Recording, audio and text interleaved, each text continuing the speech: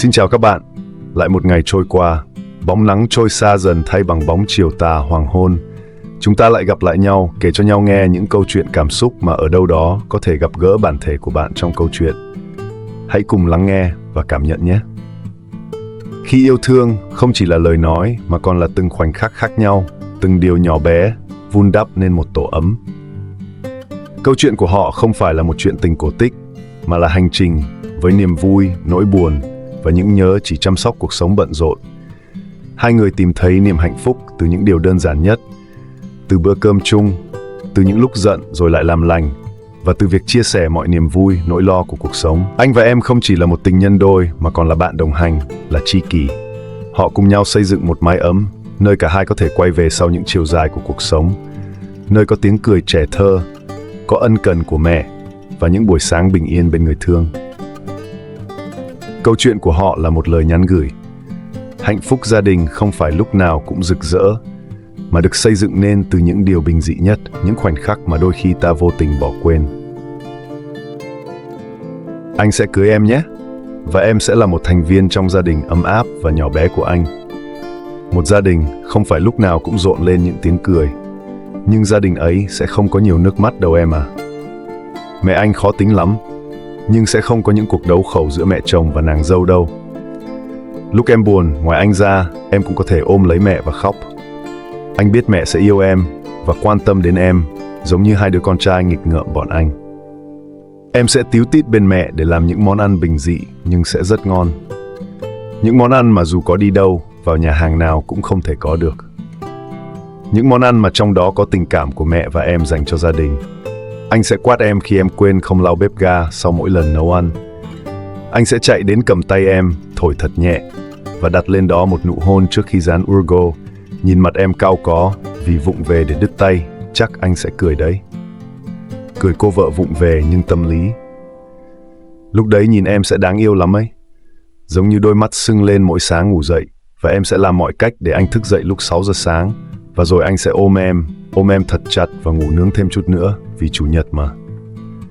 Hai đứa sẽ ngủ nướng thật lâu đến khi mẹ gõ cửa ầm ĩ và kêu hai đứa dậy để xuống ăn sáng. Anh sẽ vơ hết quần áo và bít tất, bỏ đầy một giỏ đồ, ngoan ngoãn và nhanh nhẹn. Rồi anh sẽ nở một nụ cười thật tươi và láo lỉnh, và len lén nhìn vợ yêu đang thở dài vì có một người chồng lười nhác. Anh biết em chỉ giả vờ mệt mỏi thế thôi, chứ thực lòng em cũng vui vì được chăm lo cho người mình yêu lắm ấy. Vợ yêu nhỉ? Mỗi lần anh đi công tác về, thao thao bất tuyệt về một món đặc sản mới được thưởng thức. Kiểu gì cuối tuần em cũng làm món ấy nhỉ? Mặc dù cả tuần em search trên mạng và lục sục hết cửa hàng sách này đến siêu thị sách nọ để tìm công thức chế biến. Anh sẽ chê mặn, anh sẽ chê không ngon. Nhưng anh yêu vợ của anh lắm ý. Chẳng lẽ có bố mẹ ở đấy mà anh lại ôm ghì lấy vợ anh ở đấy, rồi đánh cái chụt một phát lên má của vợ. Anh phải làm gì để vợ anh biết anh yêu vợ anh như thế nào nhỉ? Hay anh sẽ đi nhậu với bạn bè rồi giả vờ say về nhà, để vợ anh thức trắng cả đêm để chăm sóc cho anh, rồi sáng ra hai mắt đỏ hoe và ngủ gật bên cạnh anh từ lúc nào không biết nữa. Hay anh sẽ dành ra ngày chủ nhật để đưa em đến những nơi mà em chưa từng đến nhỉ? Đơn giản như đưa em về Hưng Yên, hai đứa mượn xe máy, một người anh ở Hưng Yên của anh rồi đi dọc bờ đê sông Hồng nhỉ? Em sẽ hái những bông hoa dại trên đê và anh sẽ tranh thủ chụp cho em vài bức ảnh. Rồi về nhà mở PTS lên chỉnh sửa blend loè loẹt vào. Rồi hai đứa cầm gối đập nhau tí tỏi lên. Đến mức mẹ ở tầng dưới phải chạy lên quát: hai đứa định làm sập nhà của tôi à? Có để yên cho bố ngủ không? Buổi sáng trước khi đi làm, em sẽ mang cho anh một chiếc áo sơ mi. Tuy chưa là cẩn thận nhưng được gấp một cách gọn gàng. Thấy mặt anh ỉu xìu, em mỉm cười và phụ anh mặc áo vào. Rồi em khẽ hôn một cái thật nhẹ lên vai anh, khẽ ôm anh từ sau lưng và thủ thỉ.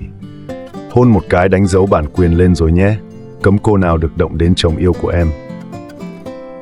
Mỗi khi anh đi làm về, vất cặp sang một bên rồi uể oải nằm vật xuống giường, em sẽ đến bên cạnh, hỏi anh có thấy mệt mỏi ở đâu không. Rồi anh sẽ nắm lấy tay em, kéo em đến bên cạnh rồi ôm chặt lấy em. Mọi mệt mỏi sẽ tan biến hết, mọi áp lực công việc sẽ là số 0 khi anh được ở bên cạnh em.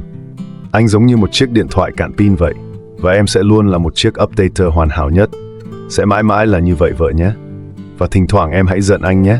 Giận anh vì việc gì đó, việc gì cũng được em nhỉ. Rồi em kéo mẹ lên ngủ cùng. Rồi anh sẽ được ngủ cùng với bố. Trước khi ngủ bố còn nhắc nhở anh, tối đến ngủ cấm xì hơi nhé. Còn em sẽ ôm chặt lấy mẹ và ngủ một giấc thật ngoan sau khi đã than thở đủ tội của anh với mẹ. Và đến kỷ niệm ngày cưới, anh và em sẽ cùng dở lại album ảnh cưới. Em sẽ bĩu môi chê anh xấu dai, còn anh sẽ lơ mơ nhớ đến những ngày hai đứa chuẩn bị đám cưới. Nhớ đến ngày em bẽn lẽn ra mắt bố mẹ anh. Nhớ đến lúc em bóp tay cho mẹ anh để lấy lòng. Vợ anh thủ đoạn lắm nhé. Thảo nào mẹ anh lại yêu quý em thế. Rồi những ngày chạy loạn lên để lên danh sách khách mời, rồi chuẩn bị đồ đạc cho phòng tân hôn. Em thì cứ nhất quyết treo cái ảnh to tướng của em lên trên tường. Còn anh thì khăng khăng đòi thay chỗ cái bàn trang điểm của em bằng cái bàn máy tính của anh. Hai đứa tranh cãi rồi vật lộn tí tỏi lên, để mama ở ngoài lắc đầu ngao ngán với hai đứa trẻ con. Còn gì nữa nhỉ? Còn hôm cưới, em thì ngượng ngùng trong chiếc váy cưới trắng dài. Anh thì súng xính trong bộ compo. Tại hôm đấy anh là người đẹp trai nhất mà.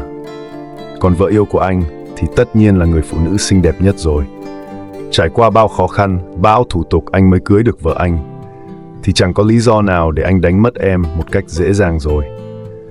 Và cũng chẳng có lý do nào để anh đánh mất đi một thành viên trong gia đình của anh. Người mang đến hạnh phúc và sánh vai đi cùng anh suốt quãng đường đời. Một người mang đến sự ấm áp và nụ cười đến gia đình nhỏ bé của anh. Em đồng ý cưới anh và bước đi cùng anh đến hết quãng đời còn lại nhé. Yêu em nhiều lắm.